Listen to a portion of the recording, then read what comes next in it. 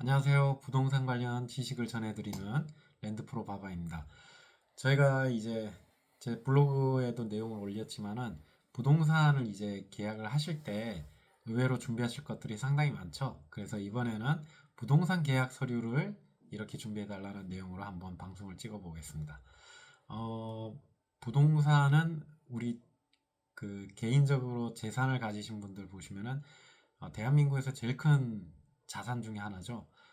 그래서 부동산을 사고 파는 계약 과정을 좀 먼저 알려드리고요. 그 계약 과정을 통해서 안정적으로 부동산을 취득할 수 있도록 그렇게 지식을 알려드리도록 할게요. 일단 부동산 계약 과정을 보시면요. 첫 번째로는 가계약 진행 및 가계약금 입금이 있습니다. 본계약을 진행하기 전에 일반적으로 계약금의 10%를 매도인에게 이제 보내게 되는데요. 이러한 계약을 가계약이라고 하게 됩니다. 계약금의 10%라는 점이 좀 특이한데요. 가계약은 본 계약을 진행하기 전에 준비 단계인 계약이기 때문에 계약금의 10%를 상호 협의하에 보내는 경우가 있고요. 이게 대부분이죠. 그 외에 이제 계약금의 20% 또는 상호 협의하에 또 조절하는 경우도 있고 아예 가계약 단계를 뛰어넘어서 바로 본계약으로 진행하는 단계도 있습니다. 두 번째로 이제 부동산 매매 계약서를 작성을 해야죠.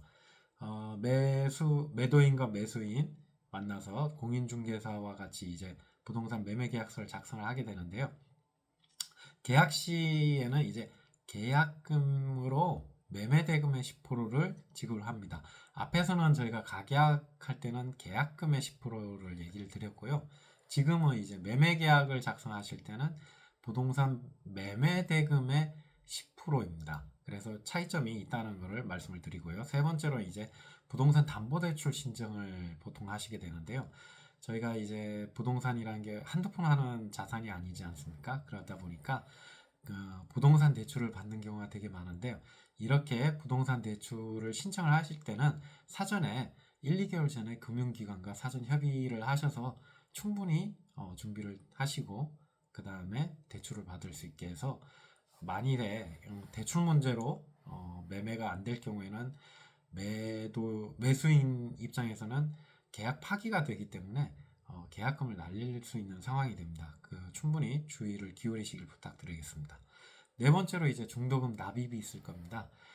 계약을 하고 이제 계약금을 건넸으면은 이제 중도금이 생기게 되죠. 보통 이게 있는 경우도 있고 없는 경우도 있는데 중도금 납입 계약 내용을 계약서에 넣으셨다면 서로가 일정 비율과 일정 시점에서 중도금을 납입을 하시게 되고요. 그 다음부터 이제 제일 중요한 잔금이죠. 잔금날은 이제 매도인과 매수인이 계약을 통해서 이제 소유권을 주고받는 상황이 됩니다. 당연히 이제 잔금을 드리는 상황에서는 매수인의 잔고와 그 다음에 이체 한도를 꼭 좀 사전에 준비하시기 바라겠습니다. 특히 주말인 경우에는 이체 한도를 늘리기가 쉽지가 않고 요새는 대부분 이제 현금 없이 계좌 이체로 하는 것들이 많은데 그때 계좌 이체가 안 되거나 한도가 문제가 생겨서 잔금을 지급할 수 없게 되면은 상호간에 굉장히 곤란한 상황이 됩니다. 이럴 때는 사전에 주말 때는 미리 이체 한도를 충분히 늘려놓으셔가지고 잔금 치르시는데 문제가 없기를 바랍니다. 여섯 번째로 이제 법무사 수수료하고요. 그 다음에 각종 비용 정산을 하시게 되겠습니다.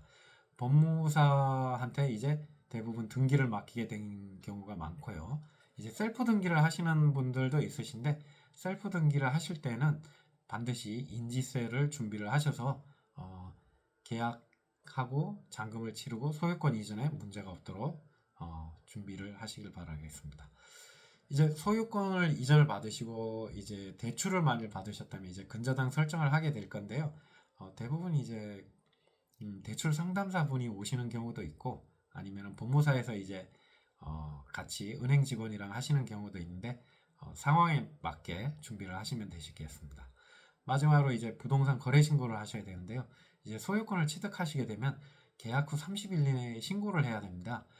공인중개사가 이제 중개를 했을 경우에는 공인중개사분이 이제 처리를 하지만은요. 셀프나 아니면 직접 직거래를 하셨을 경우에는 반드시 계약 후에 30일 이내에 신고를 해야 되고요. 이 계약에 대해서는 가계약이냐, 본계약이냐 고민하시거나 좀 궁금해하시는 분들이 많으실 텐데 계약의 기준은 가계약입니다. 그렇기 때문에 가계약 일자로부터 30일이 지났으면은 일단 거래 신고를 하신 다음에 나중에 계약이 해지가 되면은 해지 신고를 하시면 됩니다. 그렇기 때문에 계약 후 30일 이내에는 반드시 개인 간의 거래든 공인중개사가 있든 간에 부동산 거래 신고를 하시는 것을 잊지 마시기 바라겠습니다. 그러면 일반적으로 어떤 걸 준비해야 될까요? 매도인 입장에서는 당연히 신분증, 등기권리증, 인감증명서. 인감증명서는 꼭 3개월 이내에 발급하신 거를 준비해 주시고요. 다음에 매매계약서 원본, 건축물 대장, 그 다음에 부동산 거래 계약 신고 필증 이런 것들을 준비해 주시면 되겠고 매수인, 즉 부동산을 구입하시는 분 입장에서는 신분증, 인감도장, 당연히 주민등록 등본 초본, 그 주민등록 등본 초본은 주민등록 뒷자리가 나오게 준비를 해주시고요. 그 다음에 가족관계 증명서는 상세 내역으로 가족관계 증명서, 그 다음에 매매계약서 원본, 특히 잔금, 그 다음에 잔금 시에는 계좌 이체 한도를 꼭 미리 준비해 확인하시고 이체 한도를 늘려주시길 부탁드리겠습니다.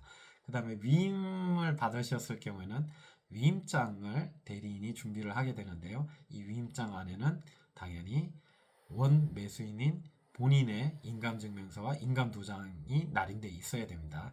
인감증명서는 당연히 3개월 이내분을 준비를 하셔야 됩니다.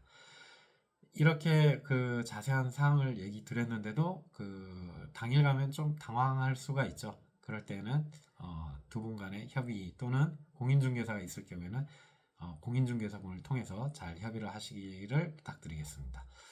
마지막으로 이제 등기권리증을 혹시나 매도인이 분실하셨을 경우에는요, 대부분 이제 그 확인 서면을 법무사나 변호사한테 부탁해서 받는 경우가 있고요. 두 번째로 직거래를 하실 경우에는 확인 조서를 관할 등기소에 가셔서 등기관에게 얘기를 하면은 확인 조서라는 것을 받으실 수 있습니다. 이 준비물로는 신분증, 인감도장, 인감증명서를 꼭 챙겨 가시고요. 등기부 등본, 건축물 대장, 토지 대장도 준비를 하셔서 가시게 되면은 등기관이 작성을 해줍니다. 그 미리 뭐 등기부 등본 이런 것들은 작성을 그쪽 그 등기소에서 뗄 수 있지만 나머지 신분증, 인감도장 등은 꼭 준비하시길 부탁드리겠습니다. 그 나머지 부분에 대해서는 제 블로그를 참조를 해주시고요. 지금까지 들어주셔서 감사합니다. 지금까지 랜드프로 바바였습니다.